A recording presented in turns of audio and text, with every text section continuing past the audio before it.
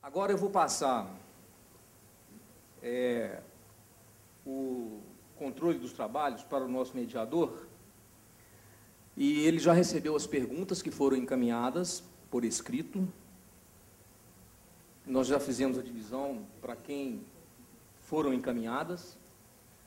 Tivemos 8 inscrições para o uso do microfone, que serão, depois de respondidas as perguntas, o tempo será dado a cada um dos 8 inscritos. Então, com você a palavra, Miguel. Então, boa tarde a todos e todas. A tarefa que me deram aqui era pegar um pouco essa coordenação, mas também fazer com que os nossos palestrantes pudessem voltar para o tema. Então, como o tema da política habitacional nesse país, apesar de ela ser muito antiga, né? Que a política habitacional do Brasil, ela vem desde o descobrimento do Brasil, e depois, quando acaba a escravatura, o povo escravo ele foi morar nas encostas dos morros, porque os senhores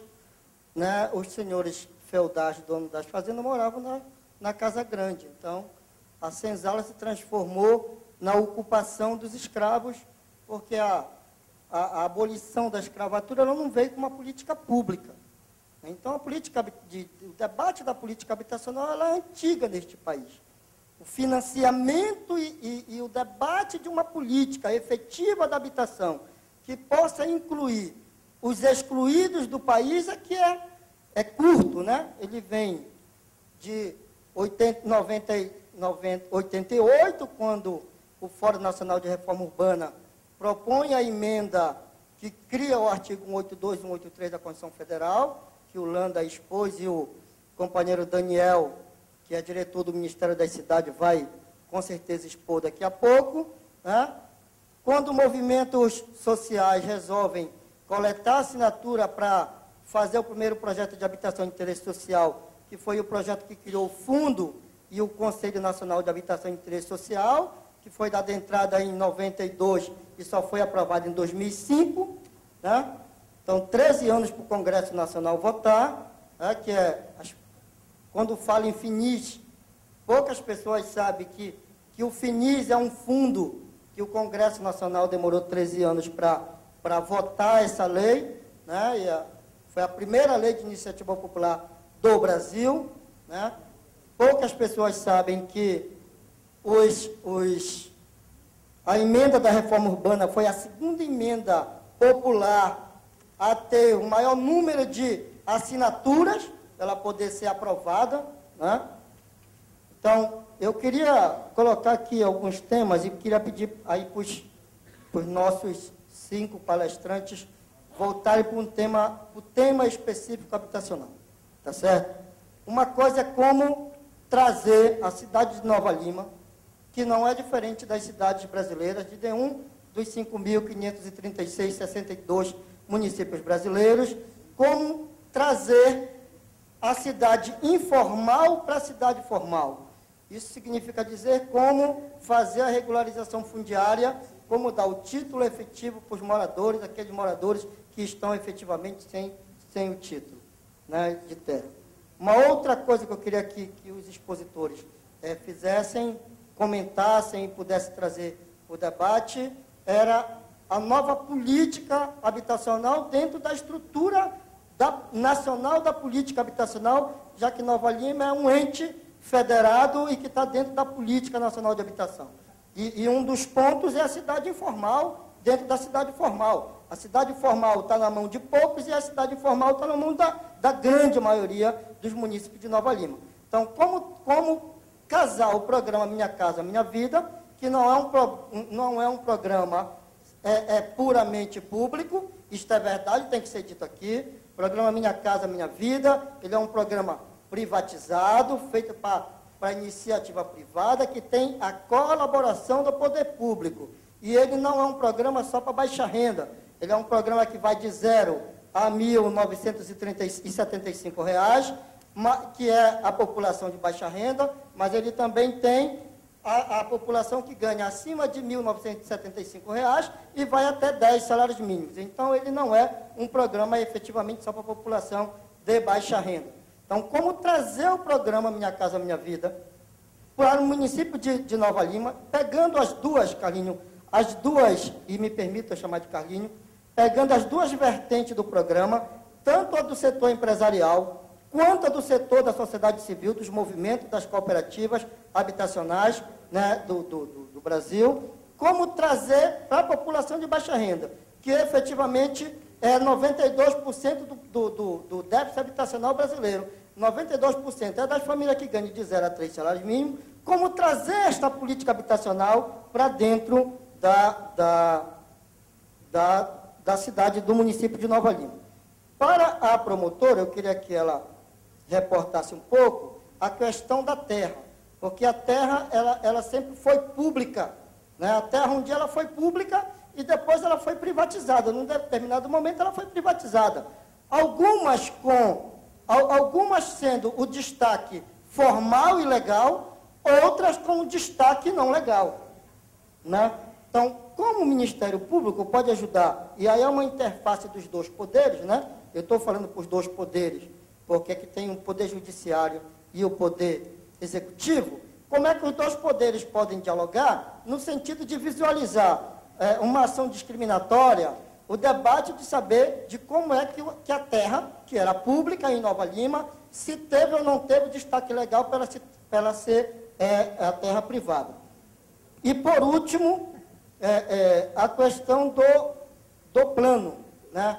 Do plano diretor, dos índices e dos zoneamentos, né?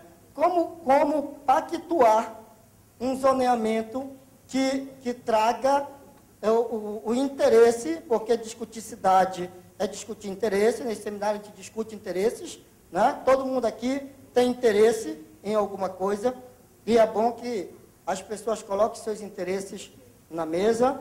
Então, como discutir um novo pacto, de um novo plano e de um novo coeficiente construtivo que traga os interesses de todas as camadas, né, produtivas e que moram em Nova Lima para dentro do pacto, né, respeitando todos os segmentos, mas respeitando a maioria da população que efetivamente é a população menos favorecida. Então, queria deixar esses pontos para a mesa responder, para a gente retomar o debate da política habitacional e para a mesa cumprir o interesse dela, tá certo? Queria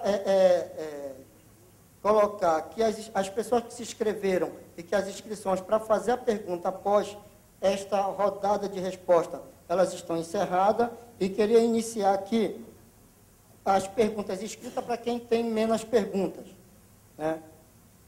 Então, vou começar pulando. Então, pulando a esclarecer a questão de 25 mil imóveis e terrenos sem moradia, e que você propõe para essa demanda de moradia. Então, é para você esclarecer o dado que você deu do vazio urbano na cidade e qual é a proposta para resolver esta demanda.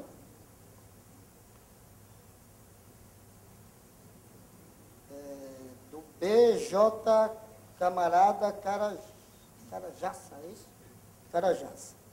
A outra pulanda é a Prefeitura estuda a possibilidade de fechar acordo com a Copasa. Você pode falar algo sobre este projeto? E a última pulanda, na sua avaliação, porque as prefeituras não implementam os instrumentos do Estatuto da Cidade, né? Foi dado pelo Bicalho e a outra foi feita pelo Jairo. Tem algumas perguntas, e nós vamos deixar logo registrado isso aqui, algumas perguntas de pessoas que não se identificaram na resposta, nas perguntas, e são perguntas que não são tão agradáveis, e essas perguntas nós vamos entregar às pessoas que foram citadas, por elas não ter identificação, e se as pessoas identificarem quem as perguntou, elas irão depois poder responder ou não. Landa. Bom, A primeira pergunta e a terceira, elas se juntam. Então, vou responder a primeira e a terceira conjuntamente, porque respondendo a primeira, praticamente eu estou respondendo a segunda. Há um estudo feito em Nova Lima, né, que existem na cidade de Nova Lima 25 mil imóveis, terrenos vazios ou ociosos. E de manhã, na fala do Júlio, ele apresentou um dado para a gente de que 20 quilômetros resolveria a questão da habitação em Nova Lima. Isso é um dado, não foi eu que inventei, né? Inclusive esse dado, quando eu trabalhei na Secretaria de Habitação aqui de Nova Lima, a gente tinha esse dado lá também na Secretaria, né? Então, existe isso. Como resolver? A minha apresentação do Estatuto da Cidade é a resposta para isso, né? Quando eu falei que desconheço prefeituras nesse país que tenham implementado no seu plano diretor e na sua política os instrumentos do Estatuto da Cidade, é porque nós, dos movimentos nacionais, que estão lá no Ministério da Cidade, que somos conselheiros, percebendo isso a nível nacional. Então, veja só,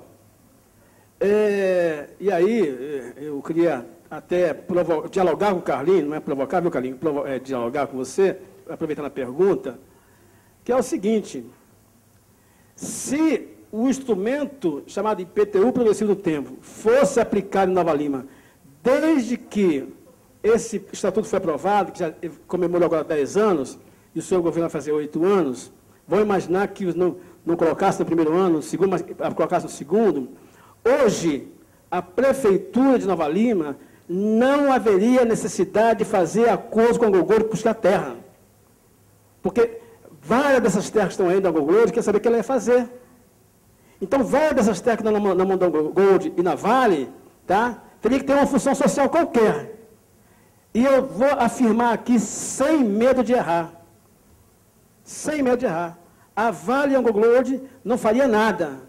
Então, a Prefeitura de Nova Lima teria um banco de terras memorável aqui para poder fazer política habitacional. Aí, Carlinhos, né, quero, assim, manter o diálogo da forma fraterna com você. A Prefeitura perdeu a oportunidade de exercer esses instrumentos. Perdeu no seu governo. Espero que você ainda possa resgatar isso e implementar o IPTU progressivo no tempo aqui, tá? Para o próximo governo poder fazer uso dele. Outros instrumentos estão aí, colocados aí, direito de transferência de construir, né? Pré-pensão. Então, a forma, colega, não tem mágica, não tem mágica. É aplicar os instrumentos do Estatuto da Cidade. E mais ainda, a lei do Estatuto da Cidade, ela não condiciona, ela reforça, tá, o município, dá amparo ao município para se aplicar para isso.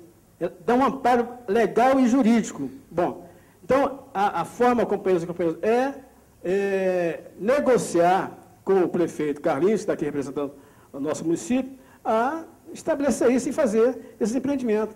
Teria outras formas aí, mas como o tempo aqui é curto, né, eu vou só colocar assim, negociar com as entidades populares. O Minha Casa Minha Vida, que o Miguelzinho falou, além de fazer pela prefeitura, podemos fazer com entidades populares, negociação. Eu vou citar um exemplo rapidamente aqui, né, uma cidade próxima aqui, metropolitana, da região metropolitana, nós estamos negociando com o prefeito aqui, e está repassando para o Movimento Nacional 86 mil metros quadrados para fazer moradia.